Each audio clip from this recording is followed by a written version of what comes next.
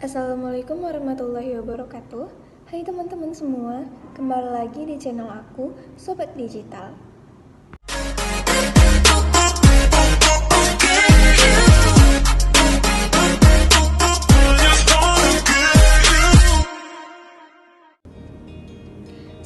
Pada video kali ini, aku akan membahas tentang salah satu materi dari e-commerce, yaitu mengenai sistem pembayaran yang ada di transaksi e-commerce. Keep watching ya teman-teman semua.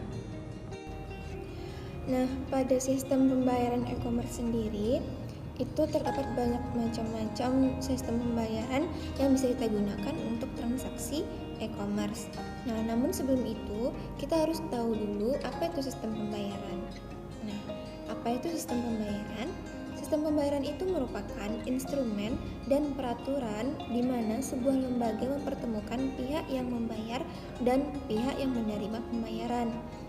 Nah, pada saat ini, sistem pembayaran itu mengalami perluasan, tidak hanya bisa di skala nasional, namun juga bisa di skala internasional. Nah, misalnya kita membeli barang di Singapura. Nah, kita bisa melakukan pembayarannya dari Indonesia ke Singapura, yaitu bisa melalui beberapa sistem pembayaran. Nah, yang akan kita bahas nanti setelah pembahasan selanjutnya. Pembahasan selanjutnya yaitu apa itu pembayaran transaksi e-commerce atau e-payment. Nah, e-payment sendiri merupakan sistem pembayaran yang menggunakan fasilitas internet sebagai sarana pembayaran.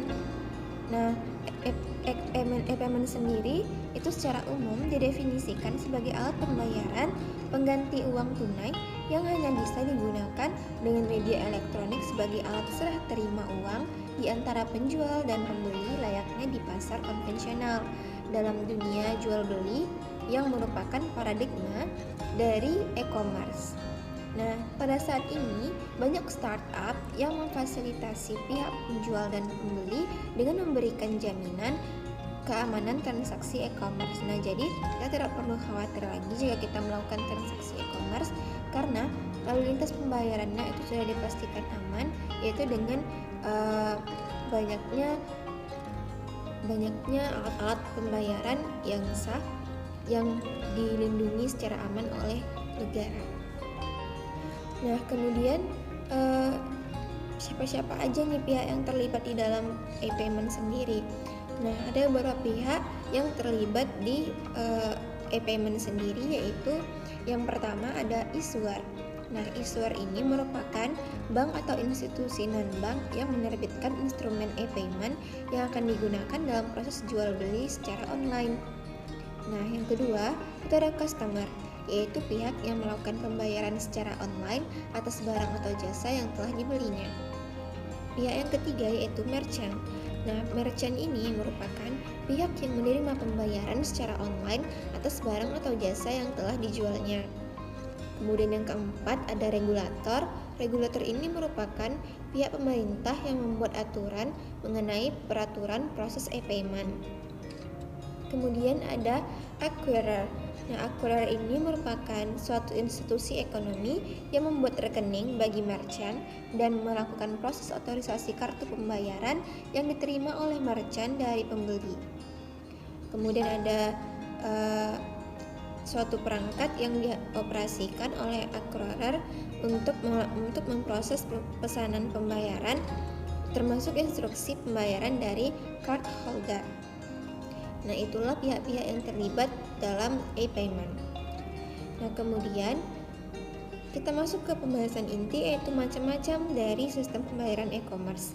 Nah, macam-macam dari sistem pembayaran e-commerce ini kita akan bahas ada 5 macam-macam sistem pembayaran e-commerce. Nah, yang pertama yaitu ada transfer bank, yang kedua ada e-wallet, kemudian yang ketiga ada kartu kredit atau debit visa, yang keempat ada e-cash, kemudian yang kelima ada COD atau cash on delivery. Kita akan bahas satu persatu. Yang pertama itu transfer bank. Transfer bank ini merupakan metode pembayaran online yang paling sering digunakan, yaitu transfer bank. Nah, kita bisa melakukan transfer bank melalui mobile banking internet banking, dan juga ATM. Nah, dengan menggunakan metode ini, tentunya hal ini tidak tergerus oleh keberadaan alat pembayaran online karena mereka dinilai aman dan praktis untuk dilakukan. Kita cukup hanya bisa melalui HP, itu kita bisa langsung transfer melalui rekening kita ke rekening yang akan kita tuju.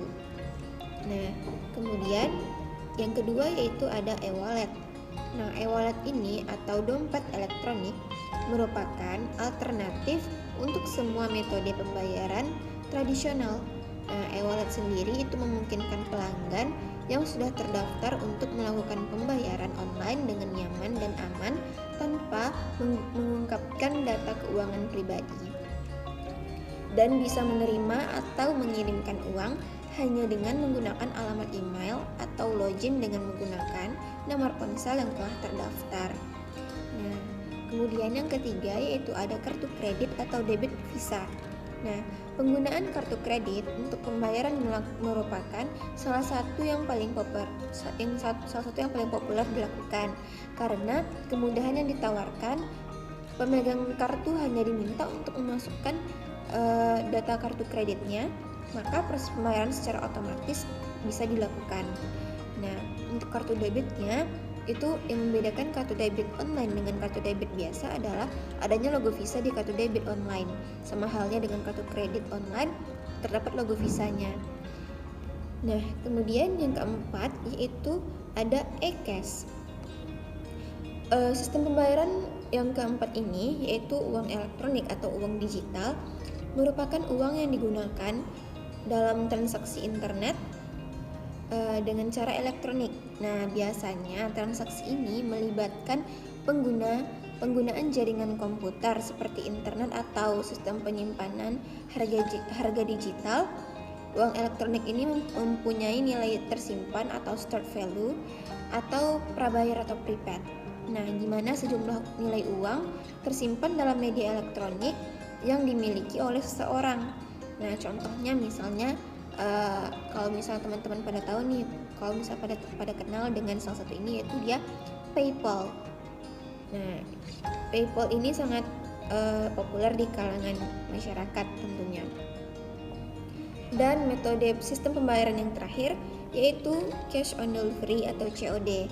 Nah, COD ini merupakan sistem di mana penjual dan pembeli terlibat secara langsung. Nah, bertemu, kemudian tawar-menawar, dan kemudian memeriksa kondisi barang tentunya, baru melakukan transaksi. Nah, secara teori, jenis transaksi ini akan mengeliminasi esensi dari transaksi online, yaitu kemudahan. Nah, namun sistem ini sangat menguntungkan bagi pembeli karena menjamin barangnya sampai di tempat dengan aman.